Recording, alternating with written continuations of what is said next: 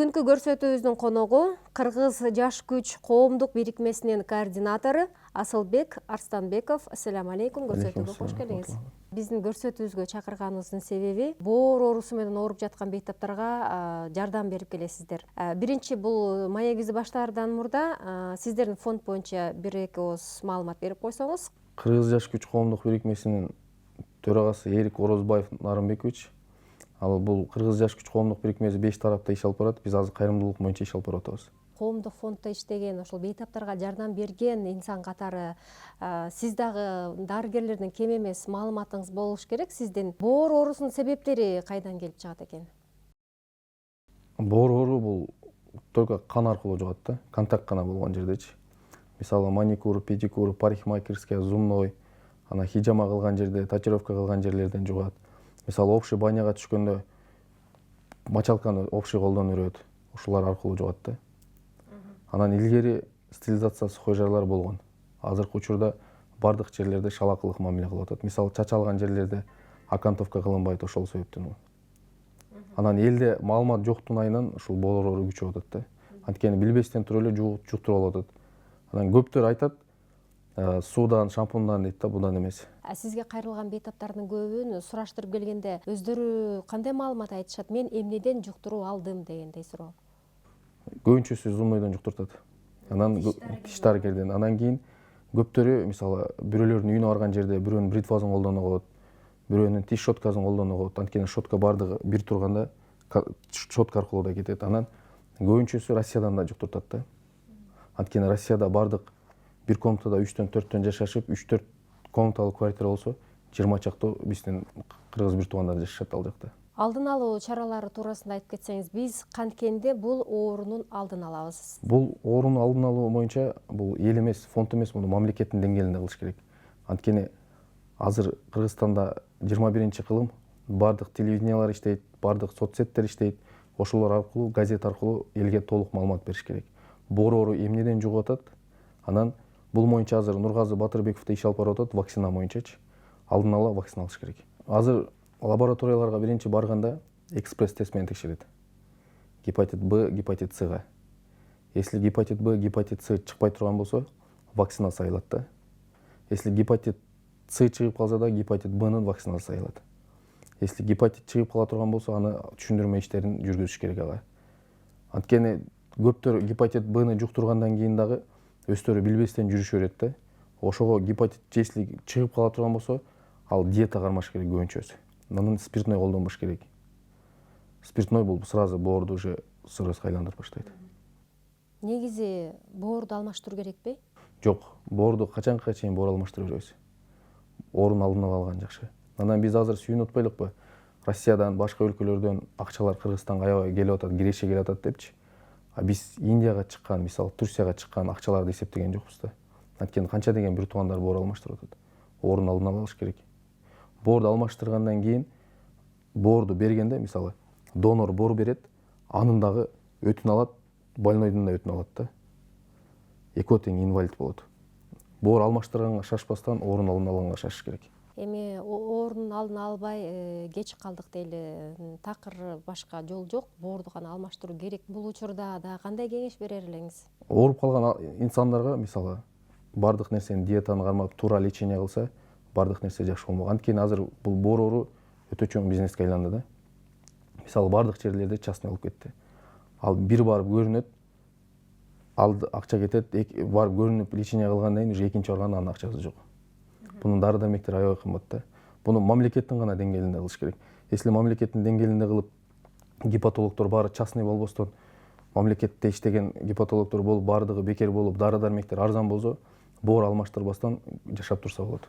Албетте сиздер жеке бир кандайдыр бир адам же коомдук фонд барып дары дармегин алып келе турган болсо, бул бир аз менимче кымбатыраак болуш керек. Эгер мамлекеттин деңгээлинде, анын мамлекеттин кийлдүшүүсүндө алып келе турган болсок, арзанга түшсө керек деп ойлойм. Фонд алып келген бул уже контрабанда. Бул бекитүү жолдору менен гана алып келет. Анткени боор алмаштырган адамдардан, мисалы Индияга барган жерлерден булар сумкадан өзүм ичем деп алып келип, анан бул жакта эме алат.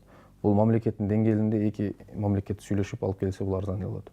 Негизи боорду алмаштыруу болжолдуу түрдө канчага турат?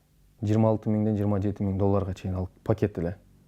Андан сырткары гостиница өзүнчө, тамак ашы өзүнчө, жатаканасы өзүнчө. Примерно 32 000 долларга тегерегинде болот. Анын ичинде ортомчулар да аябай көп да. Ортомчулардын акчасы менен уже көп эле сумма кетип калат, 35 000 долларга чейин кетет. Боор алмаштыргандан кийинки жашоо дагы кыйын болуш керек. Ооба, ал жактан келгенден кийин 19 анализге тапшырат айына, ал 7 000 сом. Биринчи группага чыгат, 2 000 сом пенсия алат.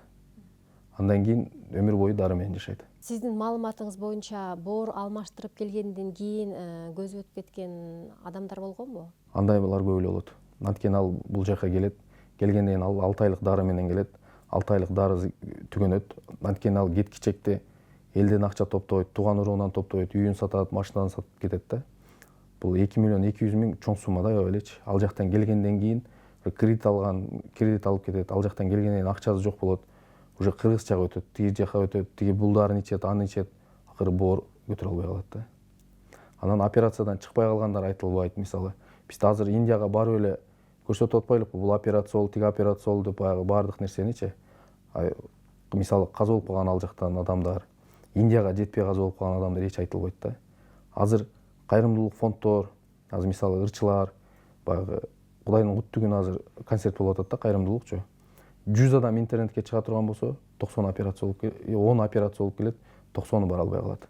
Анткени биздики качан гана өтүшүп кеткенден кийин гана анан боор алмаштырган шашабыз же кайрылабыз да. Ал эми ошол донор болгон адамдын абалы кандай болот бул учурда? Донор болгон адамдын өзүнүн организминен зависит этет. Если иммунитети жакшы болуп, организми жакшы боло турган болсо, анын боору бат эле өзүнүн калпына келет, бирок жок болот да. Кайсыл мамлекетте боор алмаштыруу бекер жүргүзүлөт экен? Азыр мисалы Казакстандан бара турган болсо бекер. Башка өлкөлөрдө бар эле. Мисалы гражданин Россия боло турган болсоң, ал жакта деле бекер. Бардык эле өлкөлөрдө. Только Кыргызстан эле боор алмаштырып кагылайын кыргыз элинде биздики гана чыгып кетти. Бул темп менен кеткен, бул өтө туура эмес нерсе. Анткени Кыргыздын өзүңүз жакшы билесиз, урууга бөлүнөбүз. Биз баягы баатырдын небересимин деп айтылабыз. Эртеңки күнү бул тарыхта калып кала турган нерсе да. Бир жерге барып бир кыргыз, мисалы, мен ушунун уруунун небересимин же ушундай деп, же менин атам ушундай болгон, же энем ушундай болгон деп айта албайт да. Анткени бир нерсе деп сүйлөсө, силер эрткече эле элден акча чогулттуңар го деп мындай басынтуу да болушу мүмкүн да. Ошол себептен улам бул орууну мамлекеттин гана деңгээлинде. Азыр биз кыргыздар мисалы баатыр элбиз, тарыхыбыз бар, мисалы манасыбыз, биздин тарых аябай чоң да. Башка өлкөлөргө барып кантип айта алабыз? Ушул темп менен кетсек, биз кыргыздар ушундайбыз десе, бизден даже качып калышы мүмкүн да, бул гепатит жугуп калбасын деп. Анткени только Кыргызстан гана чыгып кетти. Башка өлкөлөрдө жок мындай. Бүгүнкү күндө кайрымдуулук фонддор канчалык деңгээлде ушул жабыркаган бейтаптарга жардам берип жатышат? Жакшы иштеген фонддор бар. Алар менен биз даже сыймыктанабыз. Аллах ыраазы болсун, жакшы иштеген фонддор. Анан көбүнчө фонддор муну бизнеске да айландырышып алды. Анткени көзү өтүп кеткен адамдардын да сүрөттөрүн коюп акча чогултушуп атат. Анан мисалы Индияны барып эле клиникасын тартып, элдин психологиясына бузуп атат да. Бу жерге келсең жакшы алмаштырат, бу жерге келсең андан көрө орун алдын ала алыш керек болчу. Буну качан гана мамлекет өзүнө алмайынча бул кайрымдуулук фонддор жетишпейт дагы. Кандай иш аракеттерди жүргүзөсүздөр? Акча кандай топтолот? Ош-Бишкек жолунда биз акча топтойбуз, жаман жолдордо. Базарларда, интернет аркылуу, анан кайрымдуулук концерттерди биз өткөрөбүз. Анан бир туугандардан. Азыр мындай болуп атат да, бир үйдөн бир адам операция болуп келип атат. Мисалы операцияга акча топтолот, кредит алат, үйүн сатышат. Ар жерден акча топтолот. Мейли ал боорун алмаштырып келсин. Ошол эле үйдөн эртең экинчиси ооруп калса кантет? Ошого алдын ала алыш керек. Анан азыр бизде Индиядан да бул жака адамдар келишип атпайбы, мисалы врачтарчы. Негизи Индияда боор алмаштырган врачтар элде баягы түшүнүк болуп атат го, бияктан окушуп Кыргызстандан, анан Индияга барып боор алмаштырып. Булар бияктан окугандар башка иш кылышат. Индияда боор алмаштыргандар булар Америкадан, анан Великий Британиядан бүтүп келген адистер. Анан Индиядан келген фонддордагы, то есть эмелер, врачтар келишип, элди чакырышып, анан элдер баягы анализ кагаздарын көтөрүп келсе, бул жерден анализ кагасын көрүп, бул жерде переводтагы эме кылынган эмес да, переводчиктер гана көрсөтөт. Анан буларды карап туруп Индияга бар, аны ошол жактан билебиз дейт. Анан алардын эми Индияга барып келгенде виза ачылат, жатаканасы жөнүндө эле барып келгенде мисалы көрүнгөнчү акча расход болуп атпайбы? Бизде мисалы айыл жергелеринде айлык акы төмөн да. Пенсия, мисалы пенсионерлердики ошолорго кыйын эле.